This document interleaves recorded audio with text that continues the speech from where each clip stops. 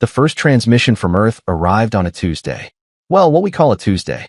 Humans probably call it something ridiculous like Taco Tuesday or whatever nonsense they've invented this week. I'm Vorn, senior analyst at the Galactic Monitoring Station 12, and I've been staring at dead space sectors for 300 cycles. So when my console lit up like a supernova at a disco party, I nearly choked on my nutrition paste. Commander Thale? I called out, my 3 eyes blinking in disbelief. You're going to want to see this. Thale shuffled over, her scales clicking against the metal floor. She looked tired. We all did. Monitoring the outer spiral arms was about as exciting as watching paint dry on a frozen moon. What now, Vorn? Another asteroid with delusions of grandeur. No, sir. It's a signal. Artificial. From grid sector 79 Alpha. Her middle eye widened. That's impossible. That sector's been classified as barren for millennia. Well, somebody forgot to tell whoever's broadcasting from there. The signal was crude, laughably primitive actually. Electromagnetic waves bouncing around like drunk photons at a celebration. But it was undeniably intelligent in origin. Music. Mathematics. Images of bizarre bipedal creatures with only 2 eyes. 2. How did they even perceive depth properly? Within an hour, every major civilization in the galaxy had picked up the broadcast. The council chambers on Zinther Prime erupted into absolute pandemonium. Species that hadn't spoken to each other in centuries were suddenly sharing communication frequencies, comparing notes, arguing about translation protocols. They call themselves humans. Ambassador Cleet's translator struggled with the word, making it sound like a digestive problem. Apparently. I confirmed, scrolling through the decoded data. And get this, they're carbon-based, water-dependent, and only live for about 100 of their planetary rotations. The council chamber fell silent. Someone in the back row laughed, a sound like grinding gears. 100 rotations. Cleet's face tentacles quivered. What can they possibly accomplish in such a short existence? I pulled up the data files. According to their transmission, they've split the atom, walked on their moon, built artificial intelligence, created global communication networks, and apparently, they have something called pizza that they seem unreasonably excited about. In 100 rotations, sometimes less. One scientist named Fleming discovered antibiotics by accident because he was messy. That's horrifying. It gets better. They've had 5 mass extinction events on their planet, and they're still here. The last one wiped out the dominant species, these massive reptilian creatures, and these tiny mammalian things just took over. Thale leaned forward, her tactical mind clearly engaged. What's their military capability? I hesitated. That's the concerning part. They've developed weapons capable of destroying their entire planet multiple times over, but they haven't used them. Yet. Restraint. Ambassador Cleet sounded skeptical. From a species that young? Or fear, suggested Commander Arwyx from the War Council, his voice rumbling like thunder. They know they're fragile. I don't think it's fear. I muttered, still reading through the cultural data packets.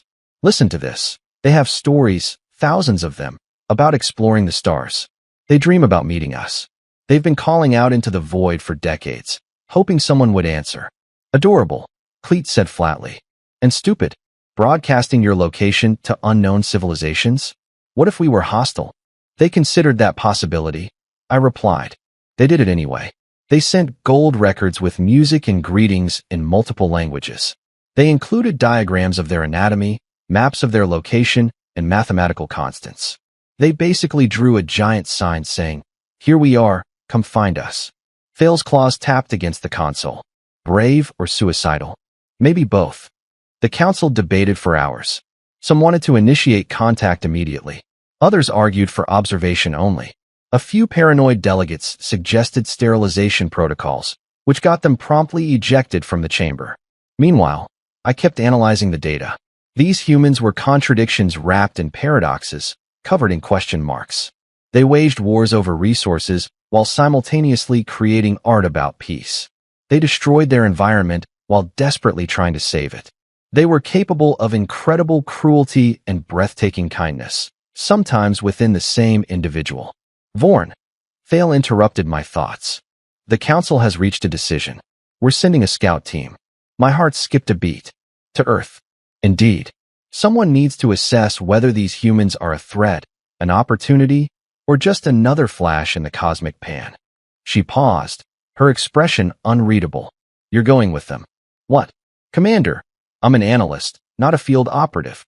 Exactly. You've studied them more than anyone in the past 6 hours.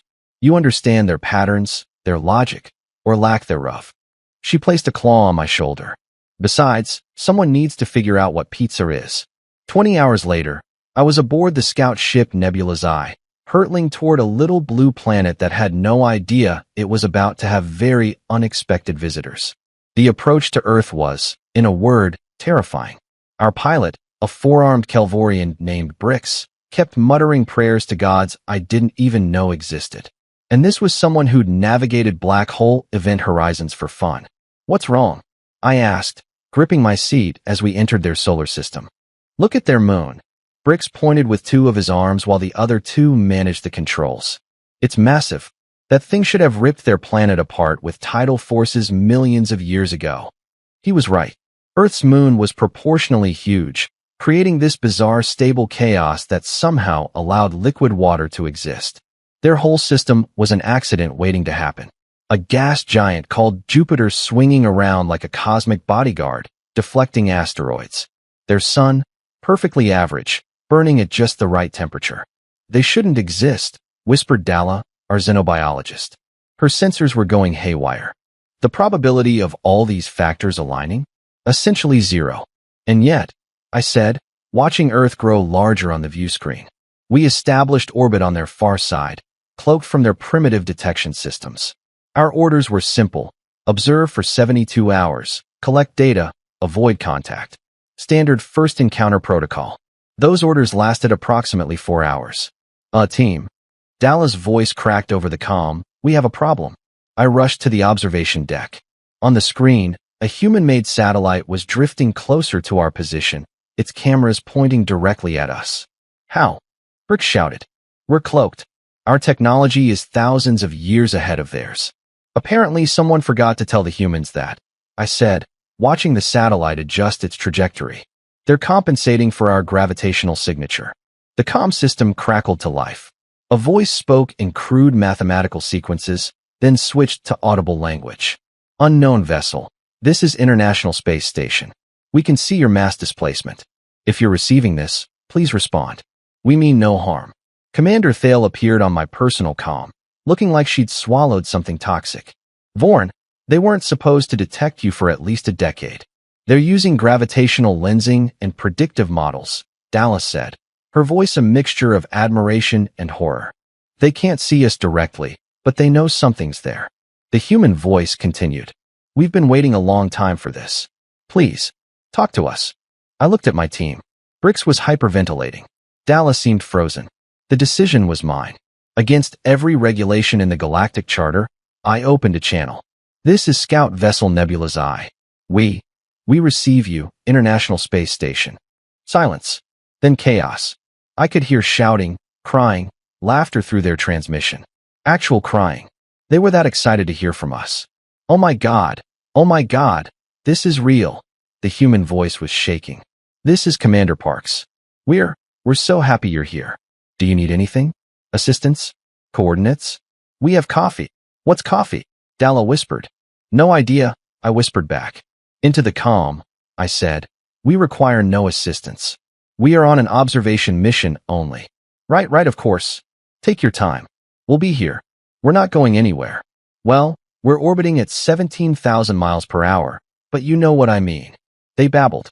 Excited. Terrified. Hopeful. All at once. Over the next 3 days, we didn't just observe Earth. We talked to them.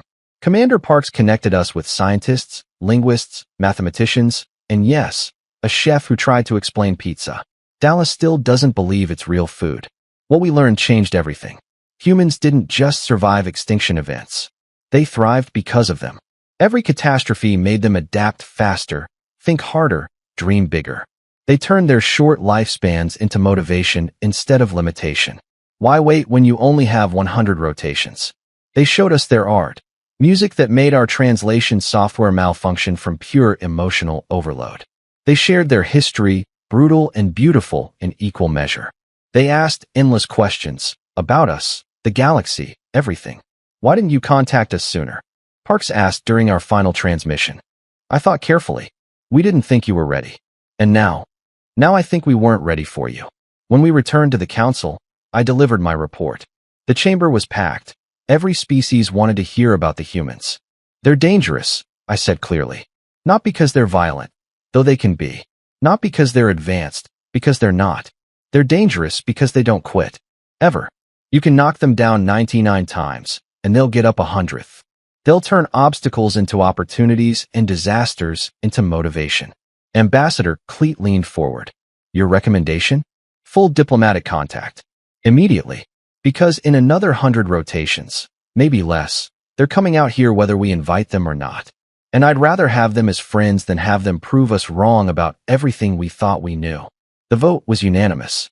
3 months later, Earth received its first official diplomatic delegation. Commander Parks met us at the landing site, grinning like her face might break. Welcome to Earth, she said, extending her hand in that strange human gesture. We've been expecting you. I took her hand, feeling the warmth of her skin, the strength in her grip. We know, I said. You told the entire galaxy you were here. She laughed, that bizarre human sound of joy. Best decision we ever made. Looking at Earth, this impossible little planet with its impossible residents, I had to agree. If this story entertained or taught you something, please like and subscribe to our channel. It really helps us grow and bring you more stories like this. Thanks for watching, and see you in the next story.